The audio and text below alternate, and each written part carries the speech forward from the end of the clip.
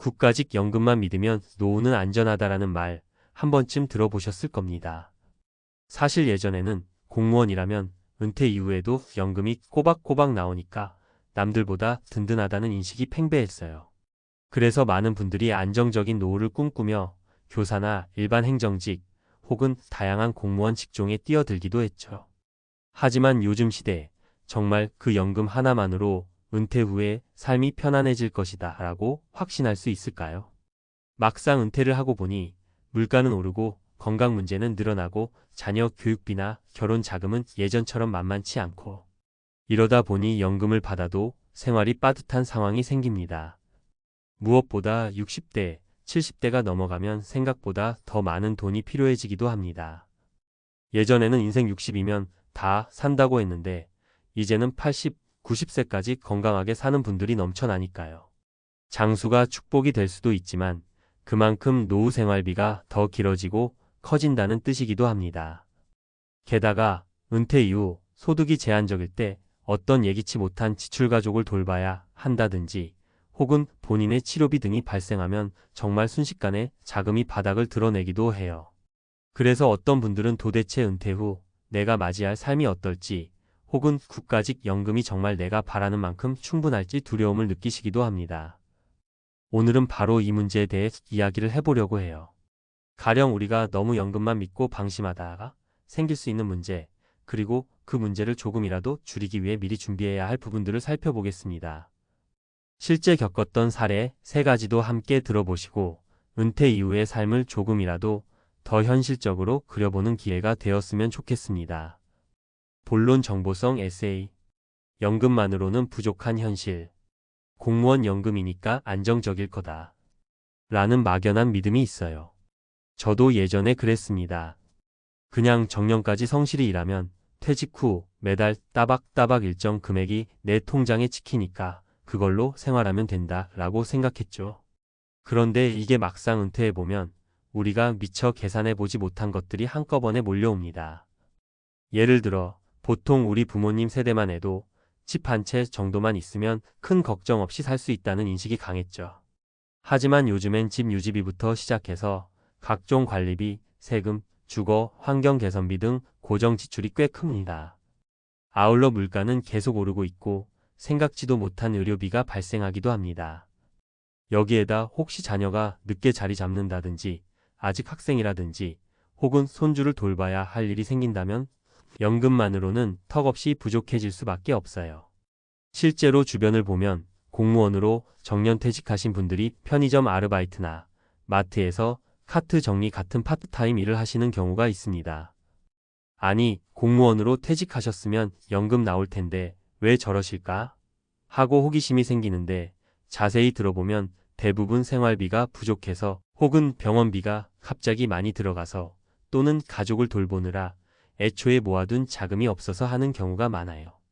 국가직 연금의 단점과 세금 구조. 공무원 연금이 예전에 비해 개정도 많이 되고 기여금이나 재정 부담 구조도 계속 바뀌어 왔어요. 특히 젊은 층의 시각으로 보면 너무 많이 받는 것 아니냐라고 생각할 수 있지만 현실적으로는 점점 수령액도 줄어들고 있고 수령 나이도 밀리고 있죠. 게다가 국가라고 해도 무조건 하늘에서 돈이 떨어지는 게 아니라 관련 세금이나 기여금이 존재하니까 장기적으로 계속 연금 제도를 유지하는 것이 생각보다 만만치 않습니다. 또 하나 간과하기 쉬운 부분이 세금과 공제 항목이에요. 실제로 연금을 수령할 때 소득세나 건강보험료로 일정 금액이 공제됩니다. 국가직 공무원 연금이 그냥 100% 손에 쥐어지는 수입이 아닌 거죠. 내가 한 달에 300만 원 받는다더라 하고 막상 기뻐하다가 여러 가지 공제 항목 때문에 실제로 내 통장에 들어오는 금액이 200만 원대 초반이라면 어떨까요? 한 달 지출을 놓고 보면 아파트 관리비, 전화 인터넷 각종 공과금, 보험료, 식비, 교통비, 차량 유지비 있다면 등등 이미 고정적으로 나가는 금액도 상당히 많습니다. 그러다 보니 은퇴하자마자 부수 입원을 찾아야 하는 상황이 쉽게 발생하죠. 누구에게나 닥칠 수 있는 사각지대. 결국 국가직 연금이 있든 없든 지금의 생활 방식이 노후에 그대로 적용된다고 착각하면 안 돼요. 더구나 우리가 늘 건강하리라는 보장은 없죠. 5060대만 되어도 갑자기 목, 디스크 수술을 해야 할 수도 있고 무릎 관절이 안 좋아져서 병원을 자주 다녀야 할 수도 있습니다. 이럴 때 본인의 병원비뿐 아니라 배우자나 다른 가족을 돌봐야 하는 상황이 온다면 병원비 부담이 눈덩이처럼 불어납니다. 여기에 더해 자녀가 경제적으로 독립하기 전에 결혼을 하거나 손주가 생길 경우 용돈이나 기타 지출이 늘기도 해요. 심지어는 은퇴 후에도 연로하신 부모님을 부양해야 하는 더블 케어 부담이 생길 수도 있습니다. 사람이 살다 보면 정말 예측할 수 없는 일들이 벌어지잖아요. 그래서 나한테는 해당 안 될 거야 라는 방심이 가장 위험합니다. 사례 1 정년 뒤에도 모자란 생활비 마이너스 김 선생님 이야기. 한때 고등학교에서 수학을 가르치셨던 김 선생님은 교단에서 30년 가까이 근무하고 정년퇴직하셨어요. 안정적이고 소신 있는 삶이셨고 모범적으로 생활해 오셨죠. 그런데 막상 퇴직금과 연금을 받아보니 초반에는 그럭저럭 괜찮았어요. 여행도 다니고 맛있는 것도 먹고. 그런데 몇 달 지나자 슬슬 부족함이 느껴졌습니다. 평소에 결핵 후유증으로 폐가 좋지 않아 병원비가 나가고 미뤄두었던 치과 진료를 받으려다 보니 치료비가 만만치 않았어요. 게다가 아들 부부가 갑작스럽게 맞벌이를 하게 되면서 손주 돌봄을 부탁해왔는데 어린이집 비용이나 각종 육아용품 비용 등등 예상치 못한 추가 지출이 생기더랍니다. 은퇴 전에는 국가직 교원연금이면 내가 생활하는데 전혀 문제 없을 거야 하고 생각했지만 현실은 달랐어요. 월 200만 원 안팎으로 줄어든 연금 수령액에서 병원비와 육아비용 일부를 보태고 나면 손에 쥐는 돈이 얼마 남지 않더라는 겁니다. 결론적으로 김 선생님은 퇴직 후에도 마트에서 간단히 물건 포장하는 알바를 시작하셨는데 나는 노후를 평화롭게 보낼 수 있을 거라 믿었는데 막상 닥치니까 빠듯하다라는 이야기를 하셨어요. 사례 2 배우자 병원비로 허덕이는 마이너스 박 과장님 이야기. 박 과장님은 60세에 조금 넘어서 퇴직하셨어요.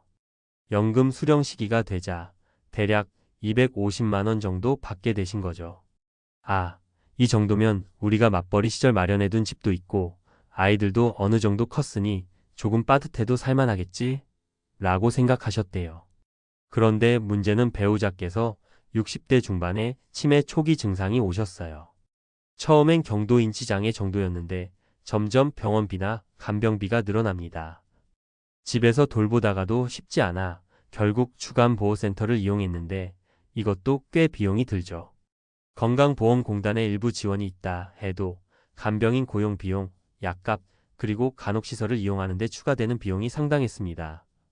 결국 한 달 연금 중 큰 비중이 배우자의 병원 간병비로 나가게 되었고 박 과장님은 적은 생활비로 근근히 버티며 본인 식사나 옷조차 아끼는 상황이 되었습니다.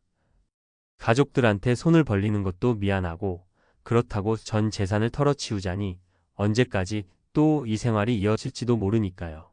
그래서 기약 없이 힘든 노후를 보내고 계시다는 얘기를 들으면 참 안타까워요. 사례 3 자녀 유학 지원 후 맞이한 은퇴 마이너스 이 사무관님 이야기. 이 사무관님은 일찍부터 자녀 교육에 열정이 높으셨어요. 특히 큰딸이 어릴 때부터 외국으로 유학을 가고 싶어 했고 이 사무관님도 본인의 능력 안에서 최대한 뒷받침해주고 싶으셨죠. 문제는 원화 환율이 급등하면서 예상했던 비용보다 훨씬 더 많은 돈이 들어갔다는 겁니다. 그래도 공무원이라서 안정적인 직장을 다니고 퇴직하면 연금 나오니까 괜찮겠지 하는 안일한 부분도 있었다고 해요.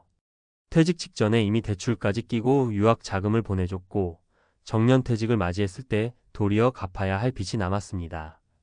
연금은 들어오는데 매달 이자와 원금을 조금씩 상환해야 하니 실제 생활비가 너무 빠듯해졌다는 거죠.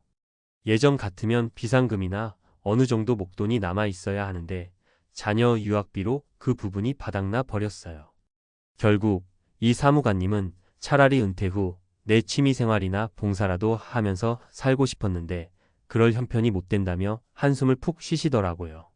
젊었을 때는 열심히 일만 해왔는데 노후에 좀 쉬려고 보니 등 뒤에 빚이 가득하고 연금마저 빚 청산에 쓰인다 보니 마음이 무겁다고 합니다.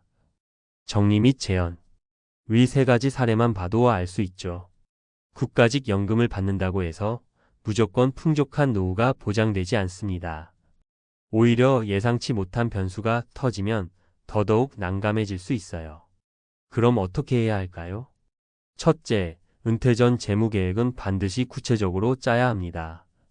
특히 50대가 넘어가기 전에 본인의 수입, 지출, 부채 상태, 자녀 계획 등을 점검해 보세요.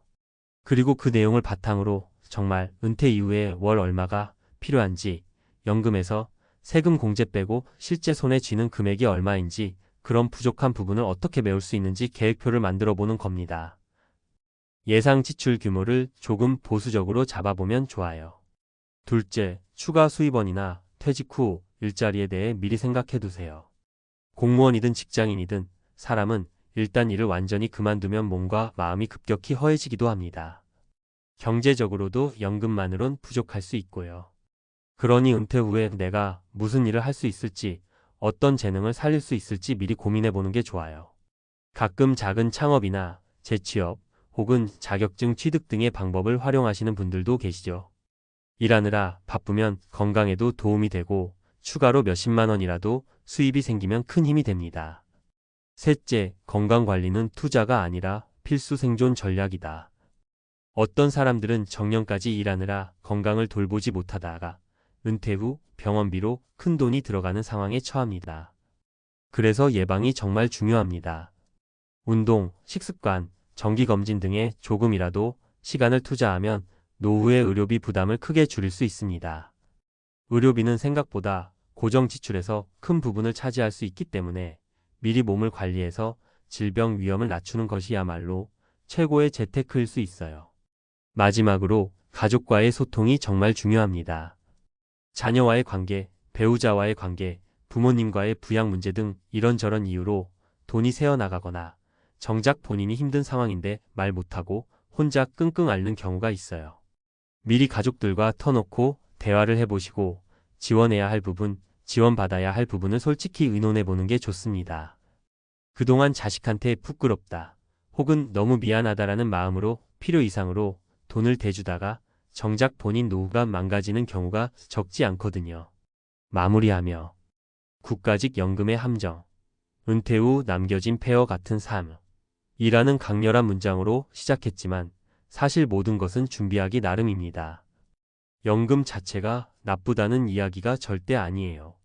공무원으로서 오랜 기간 봉직하고 나라에서 그에 대한 대가로 지급하는 연금은 분명 안정적이고 도움되는 자산입니다. 다만 그걸로 모두 해결될 거라는 막연한 기대를 버리고 나, 자신과 내 가족의 미래를 위해 구체적으로 준비해야 한다는 것이죠. 혹시 지금 공무원으로 재직 중이시거나 혹은 은퇴를 앞두신 분들이 계시다면 시간을 내어 본인의 재정 상태를 냉정하게 점검해 보세요. 주변에도 사례가 정말 많습니다. 지금이라도 늦지 않았으니 작은 부분부터 관리해 나가면 분명히 든든한 노후가 가능하거든요. 우리 모두 연금 전부라는 착각에서 벗어나 조금 더 다각적인 방법으로 은퇴 이후의 삶을 준비해 보자고요. 안타깝게도 현실은 우리를 기다려주지 않습니다. 그저 알아서 찾아오고 모든 건 내 책임이 되어버리죠. 그렇기에 미리 공부하고 조금씩 행동해 나가는 수밖에 없습니다. 이 에세이가 바로 그 작은 시작이 되었으면 좋겠습니다. 은퇴 후에도 활기차고 여유로운 폐허가 아닌 꽃길을 걸으실 수 있길 진심으로 응원합니다.